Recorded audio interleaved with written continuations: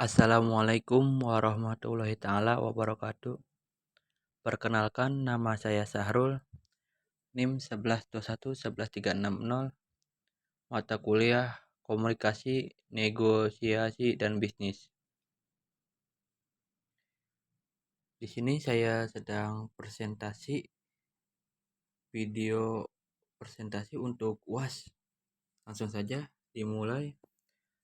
Teori implementasi dan komunikasi bisnis dalam kehidupan sehari-hari. Lanjut. Dalam kehidupan sehari-hari, teori implementasi dan komunikasi bisnis sangat begitu penting untuk membangun hubungan yang sangat efektif dengan rekan-rekan bisnis dan mitra. Kemampuan untuk berkomunikasi dengan jelas dan meyakinkan akan memudahkan kolaborasi dan negosiasi dalam kegiatan bisnis. Lanjut. Teori implementasi dan komunikasi serta negosiasi bisnis. Yang pertama, implementasi. Apa itu implementasi? Yaitu penerapan teori komunikasi dan negosiasi yang tepat dapat membantu perusahaan mengimplementasikan strategi dan mencapai tujuan bisnis dengan lebih efektif. Contohnya, itu seperti seorang ibu rumah tangga yang menerapkan sistem pengaturan keuangan keluarga, budgeting, yaitu mengimplementasikan rencana penghematan dengan membuat daftar belanja mingguan, harian, ataupun bulanan. Pengeluaran tidak terduga. 2. Komunikasi. Apa itu komunikasi yang efektif? Lebih secara lisan maupun tertulis sangat penting untuk membina hubungan dengan pelanggan, pemasok, dan pemangku kepentingan lainnya. Contohnya yaitu seorang mahasiswa yang sedang mempresentasikan ide proyek kelompok kepada teman-temannya menggunakan teknik komunikasi yang efektif seperti menyusun pesan dengan struktur yang jelas dan menggunakan alat bantu visual. Yang ketiga yaitu negosiasi. Apa itu negosiasi? Yaitu keterampilan negosiasi yang mahir memungkinkan Anda mencapai kesepakatan yang saling menguntungkan dalam berbagai situasi bisnis. Contohnya yaitu sepasang teman bernegosiasi untuk memilih restoran makan malam. Mereka menggunakan teknik win-win solution dengan mempertimbangkan preferensi makanan dan anggaran masing-masing untuk mencapai keputusan yang memuaskan dari kedua belah pihak tersebut. Lanjut. Pentingnya komunikasi efektif dalam bisnis. Yang pertama, membangun kepercayaan. Yang kedua, meningkatkan kolaborasi. Yang ketiga, menyampaikan misi. Yang keempat, menyelesaikan masalah. Bagaimana membangun kepercayaan? Yaitu komunikasi yang terbuka dan jujur membantu membangun kepercayaan dengan mitra bisnis. Contohnya, seorang pemilik toko kelontong, ya sebutlah zaman sekarang itu yang paling terkenal Toko Madura. Itu ada di mana-mana itu Toko Madura. Lalu memberikan informasi yang akurat tentang stok dan harga kepada pelanggan setianya. Bahkan ketika ada kenaikan harga, toko tersebut membuat pelanggan tetap loyal meski harganya sudah naik. Yang kedua itu meningkatkan kolaborasi. Komunikasi yang efektif memfasilitasi kolaborasi dan koordinasi tim yang lebih baik. Contohnya seperti tim pengembangan software mengadakan stand up Meeting harian memungkinkan setiap anggota berbagi proses dan kendala. Ini membantu tim tepat waktu. Yang ketiga, menyampaikan visi. Menyampaikan visi yaitu kemampuan untuk menyampaikan visi dan strategi perusahaan secara meyakinkan dapat memotivasi karyawan. Contohnya seperti CEO startup teknologi menyampaikan visi perusahaan untuk menciptakan energi terbarukan dalam pertemuan tahunan. Bahkan karyawan menjadi lebih bersemangat dan produktif setelahnya. Yang keempat, menyelesaikan masalah. Bagaimana sih menyelesaikan masalah? Yaitu dengan komunikasi yang jelas, membangun, mengidentifikasi, dan menyelesaikan masalah dengan lebih efisiensi. Contohnya, seorang manajer restoran mengadakan diskusi terbuka dengan staf tentang keluhan pelanggan. Bersama-sama mereka mengidentifikasi masalah dan menemukan solusi untuk meningkatkan layanan. Lanjut, strategi negosiasi dalam kehidupan sehari-hari. Yaitu ada persiapan matang, mendengarkan aktif, bersifat fleksibel, membangun kepercayaan. Balik lagi ke yang pertama yaitu persiapan matang. Bagaimana sih caranya persiapan matang itu? Yaitu dengan memahami tujuannya, posisinya, dan batasan negosiasi Anda. Akan membantu Anda mencapai hasil yang diinginkan. Contohnya seperti seorang karyawan menyiapkan daftar prestasinya dan nilai tambahnya sebelum meminta kenaikan gaji pada atasan bahwa sudah memahami batasan anggaran perusahaan. Lanjut, kedua, mendengarkan aktif.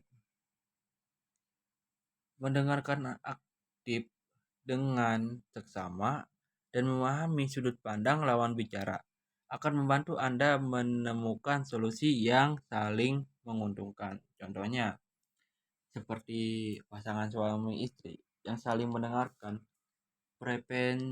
preferensi liburan masing-masing. Ada yang pengen ke Bandung, memahami alasan di baliknya sebelum memutuskan tujuan yang memuaskan untuk keduanya dari pasangan suami istri tersebut. Yang ketiga, bersikap fleksibel. Bagaimana sih cara bersikap fleksibel? Yaitu dengan bersedia untuk berinovasi dan mencari opsi baru bahwa dapat meningkatkan peluang kesepakatan berhasil. Contohnya, ada dua tetangga yang bersengketa tentang pagar pembatas. Akhirnya setuju bahwa membuat taman bersama dan mengeksplorasi berbagai opsi. Lanjut, yang keempat, membangun kepercayaan. Bagaimana sih membangun kepercayaannya? Yaitu dengan cara bersikap jujur, terbuka, dan berintegritas akan sangat membantu membangun kepercayaan dan hubungan jangka panjang. Contohnya itu penjual mobil bekas selalu jujur tentang kondisi kendaraan yang mau dijual, termasuk kekurangannya. Hal ini membuatnya mendapatkan rekomendasi dari pelanggan lama dan menarik pelanggan baru. Lanjut,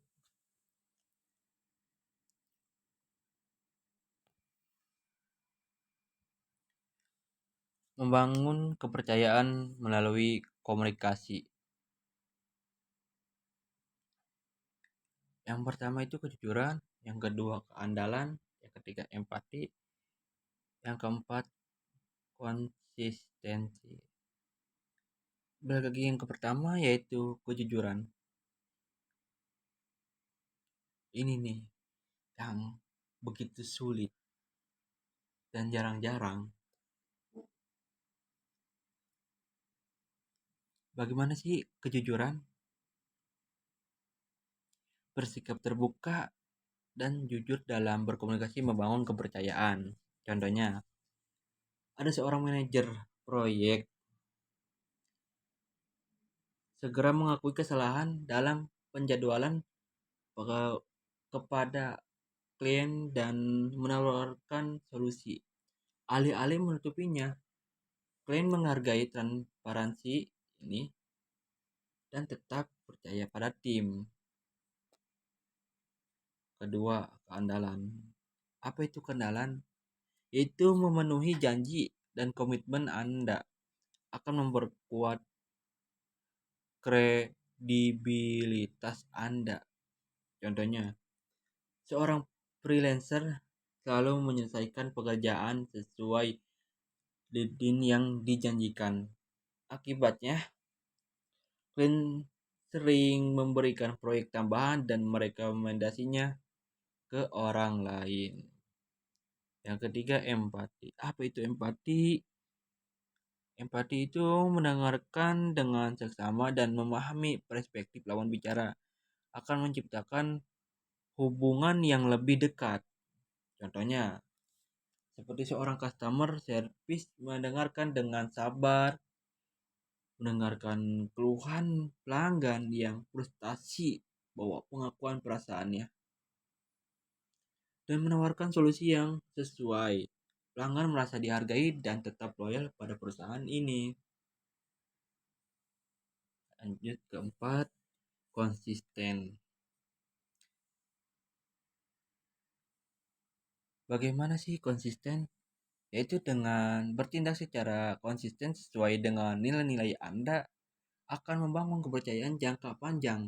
Contohnya, seorang guru selalu memperlakukan murid-muridnya dengan adil dan hormat sesuai dengan nilai-nilai yang ia ajarkan. Orang tua mempercayai dan menghormatinya.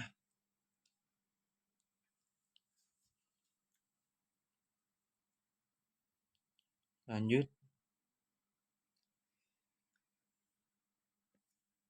mengelola konflik dan perbedaan pendapat. Yang pertama itu identifikasi, yang kedua komunikasi, yang ketiga negosiasi.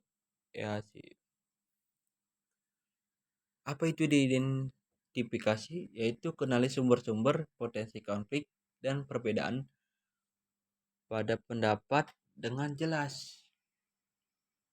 Contohnya, ada dua rekan kerja menyadari bahwa perbedaan gaya kerja mereka berbeda. Yang satu perfeksionis dan yang satunya lagi pragmatis, sering menyebut tegangan saat mengerjakan proyek bersama.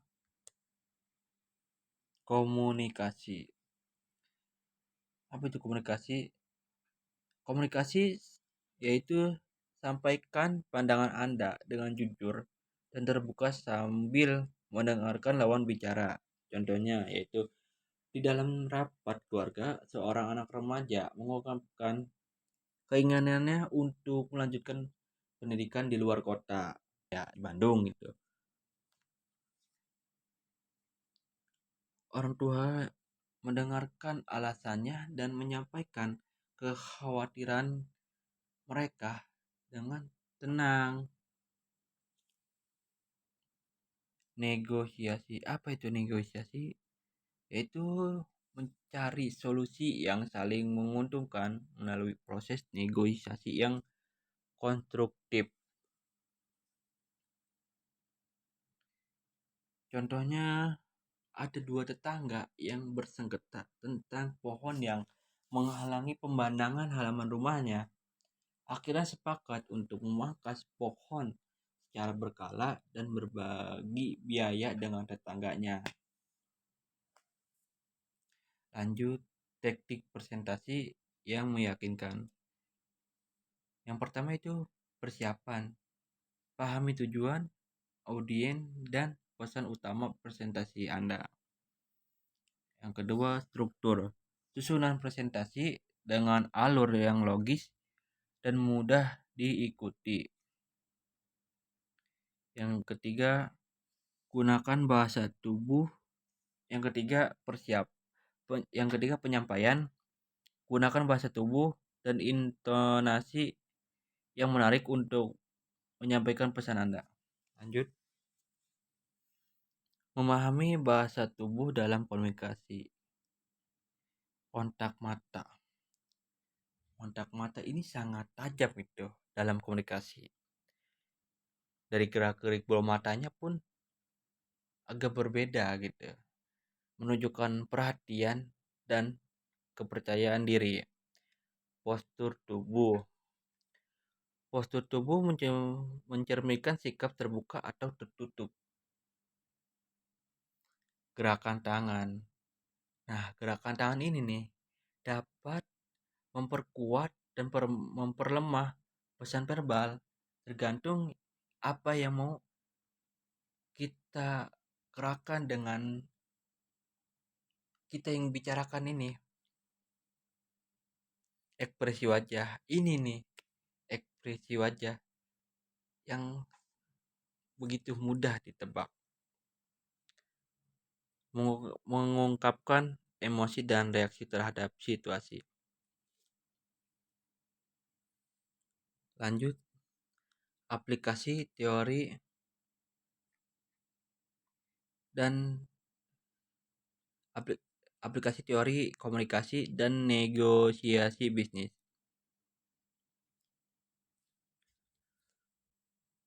Yang pertama penjual, yang kedua manajemen proyek, yang ketiga pengambilan bisnis. Yang ketiga pengembangan bisnis. Yang pertama penjual. Apa itu penjual? Yaitu komunikasi persuasif dan kemampuan negosiasi yang baik sangat penting dalam proses penjualan. Contohnya, seorang agen real estate menggunakan teknik komunikasi persuasif untuk meyakinkan calon pembeli tentang nilai properti, lalu bernegosiasi harga yang menguntungkan dari kedua belah pihaknya. Yang kedua, manajemen proyek. Apa itu manajemen proyek? Yaitu koordinasi tim dan pemecahan masalah, membutuhkan komunikasi dan negosiasi yang efektif. Contohnya, seorang manajer IT menggunakan komunikasi yang jelas untuk mengkoordinasikan tim pengembangan software internasional dan bernegosiasi dengan stakeholder untuk menyelesaikan konflik jadwal. Dan yang terakhir, yang ketiga, pengembangan bisnis. Apa itu pengembangan bisnis?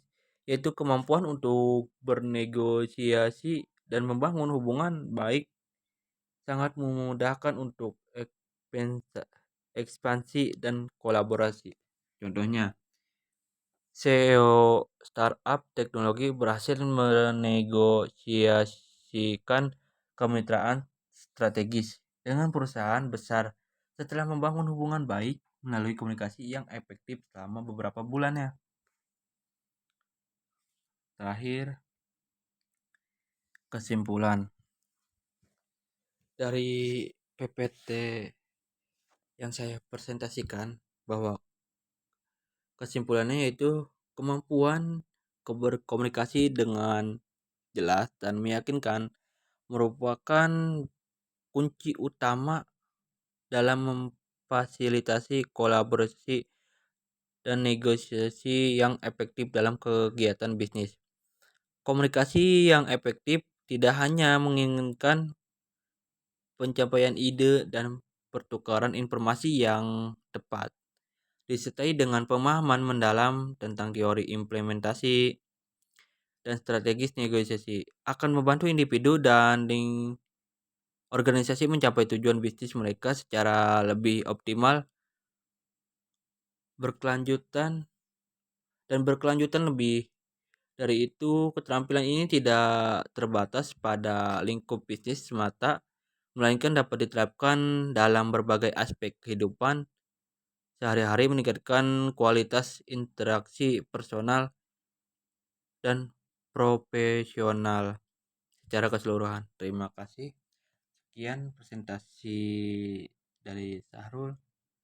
Wassalamualaikum warahmatullahi taala wabarakatuh.